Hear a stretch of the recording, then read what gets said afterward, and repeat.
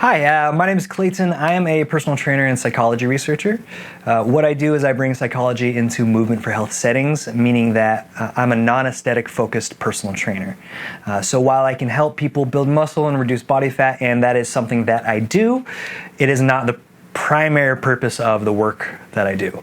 The primary purpose of the work I do is meant to help people find long-term sustainability in movement for health settings by looking at day-to-day lifestyle changes, minute lifestyle changes that we can build up over time and create long-term sustainability via habituation. A lot of the way that we do that is by flipping the conventional script for fitness, meaning that the old no pain, no gain, keep pushing, go harder, do more. That is not what we practice. I practice what I call, the phrase that my clients are so used to hearing is, be done when you're done. We don't say you have to do this many reps, you have to run this much. What we say is, let's start moving. And I teach people how to move safely and healthfully. And then we say, let's move some, and let's learn how to apply that movement. And as we're learning how to apply that movement, we're paying attention to our internal voice, and we're listening for our brain to say, I don't really want to do that anymore. Because in conventional fitness, when our brain says, I don't really want to do that anymore, instruction generally is just keep going, push, go harder, push through that. While that has its time and its place, practicing that way regularly can create undesirable associations with the behaviors. Meaning, if we're working out to the point of misery every time we're working out, then we're gonna feel like exercise is miserable and not want to do it as much. So what we do is we flip that and say, as soon as you want to be done, be done. And the idea behind that is you're going to get movement, you're going to feel good, and you're not going to get into that place where you feel bad or feel miserable or feel overdone. And over time, by repeating that, what you're doing is you're giving yourself the good feels, the endorphins, the neurotransmitter realignment, or however you want to call it. Don't take that as the scientific description of that. But by moving our bodies, by eating a certain way, by incorporating these tools in a cogent, systematic way, and by not overwhelming the client, what we do is we create a situation where people might actually want to get up and move around because they've taken the time to create a desirable association with the behavior in their mind. There's a lot more to this, and I'd love to sit and talk to anybody who's interested. But the idea here, generally speaking, is by taking it easy, taking it easy is not quite the right phrasing, but by flipping that conventional script and saying we're gonna own our movement, and both in the active sense and in the I'm done when I'm done sense. We're creating ownership, we're creating sustainability, and we're creating habituation over time. And if we can get to the point where we repeat that habituation and then build on that, it takes away a lot of the challenges that are problematic for general well-being, and also I think problematic for a lot of people just finding success with fitness. The reality is very few people are ever going to have the physiques that we see on TV and in magazines. So it's a poor motivation, and it's a poor marker point for what health is. And in fact, a lot of times those bodies, when we see people in those bodies, their experience is not the same as we think it is. A lot of times the experience of people with physiques like that is not a pleasurable one. It's not necessarily fun to have an 8-pack and be jacked in terms of the lifestyle you have to conduct in order to maintain that. So what we do is we really look at what is it that you want? as a client, as a person, what is it that you'd like? Most of the time, people walk in saying, I want to look like this, I want to lose 20 pounds, I want to X, Y, Z. And what I hear is that the person wants to feel better. Because to me, the only reason why somebody would want to lose 20 pounds or put on muscle is because at some point, either they look at themselves in the mirror or they walk around and they feel bad, or they're trying to move and they feel bad. No matter how it is, if they're looking in the mirror or you're trying to do activity and you feel bad, well, it's a natural next logical step to say, okay, well, if I change my body, then I'll feel good. It doesn't really work like that, though. And that's been my experience, and that's really an anecdotal statement, but generally speaking, if we don't change the cognitions are going to stay despite the change in the physicality and the physiology.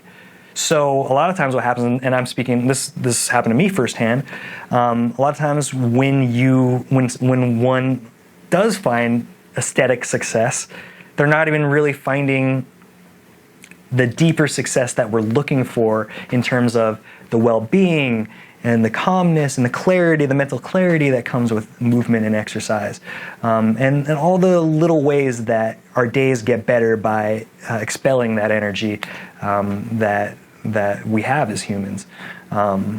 So,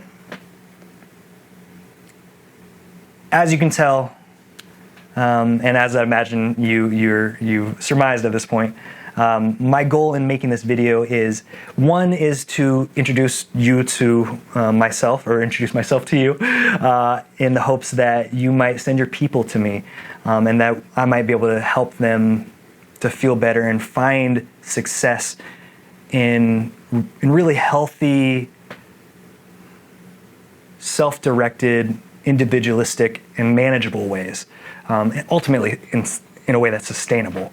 So a lot of this can be boiled down to the idea that if we can change the way we think about movement and exercise from this thing that we have to do in order to X, Y, Z, and we can switch that to something I get to do because I want to, a lot of the challenges that come with traditional modalities and traditionally come with fitness are just cut out.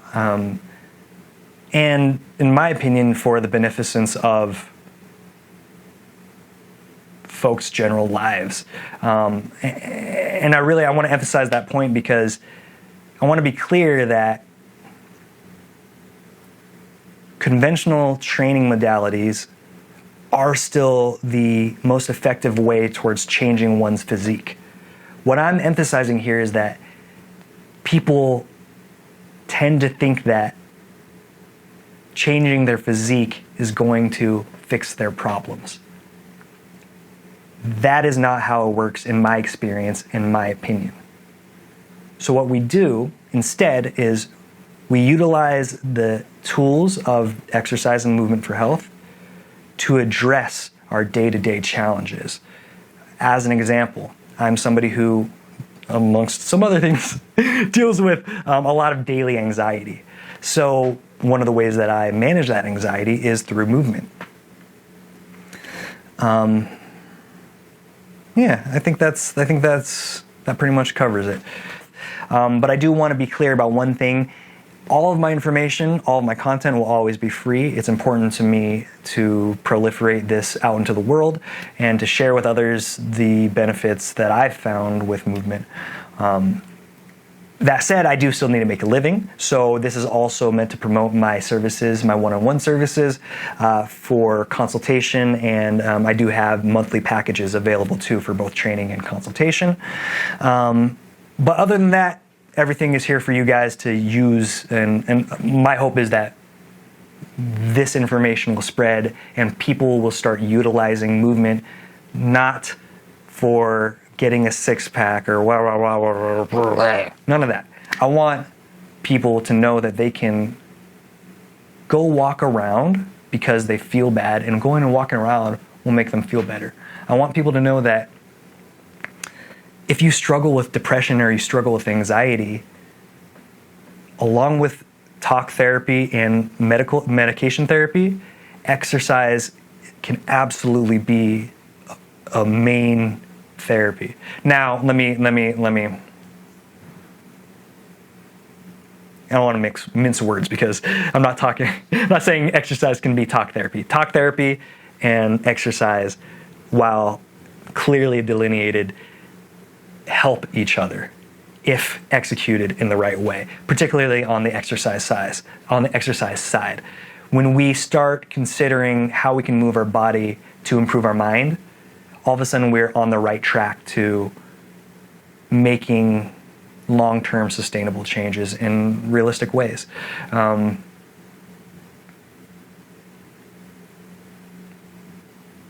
It can be really hard to yo-yo. It can be really hard to listen to the latest fitness influencer, try what they're trying, and then ultimately find that either you're miserable or the material didn't work for you.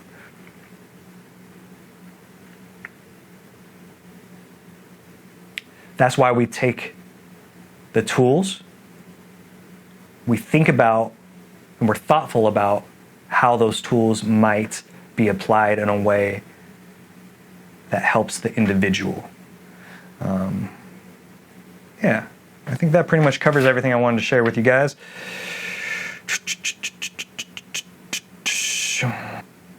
Oh, it's also important to note that the way I charge is by choose your own budget. So you redirect to the website here and you can see it for yourself. But my goal is to help as many people as possible. So if you only have $20 to spend a month, that gets you a certain amount of my time. I mean, I have to do the math, but that $20 a month gets you a monthly check-in where we sit and talk on the phone, or we sit and text, or whatever is best for you, and we can help get you on track.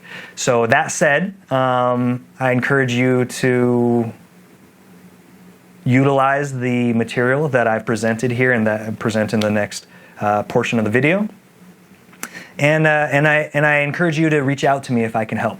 Of course, like I said, I do charge for my one-on-one consulting time, but I accept all amounts of money. So don't hesitate. I'm here to help. Yeah.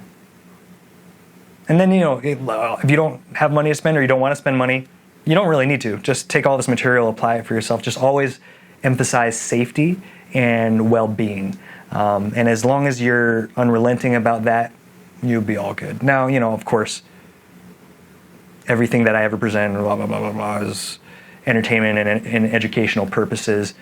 So I don't accept any liability for any of the movement you guys do out there. But I'm also not really worried about that aspect of it, because if you're applying this work and you're doing what I'm saying, you shouldn't really get hurt. Well, I shouldn't say that. The physicality of the work itself is gentle, and that is an important point, especially given specialty populations. As a note to providers, my goal is to help the person find practical success in a sustainable way that benefits psychotherapy. Okay, so I'm glad that I gave myself this little note. I do want to mention, bring attention to the fact that as a potential referral partner, I feel like there's a lot of work that can be done, a lot of benefit to the client. I really enjoy working with therapists because you're already doing the work that we're trying to do, but you're doing it in a very specific, pointed way that I'm not qualified, and I am not, frankly, that interested in helping people work through. But as a personal trainer with his eye on wellness, I'm keenly aware of the fact that the work that you do as a psychotherapist oftentimes treats the underlying condition, whereas a lot of times the exercise treats the symptoms. Right, so a lot of times we can use the exercise to treat the symptoms of the craziness and of life, but it's in psychotherapy that we drive down to that you guys drive down to the core of whatever issues might be at hand, and then as people are recovering from that psychotherapy work, they can use the gentle movement and fitness tools to help make themselves feel better.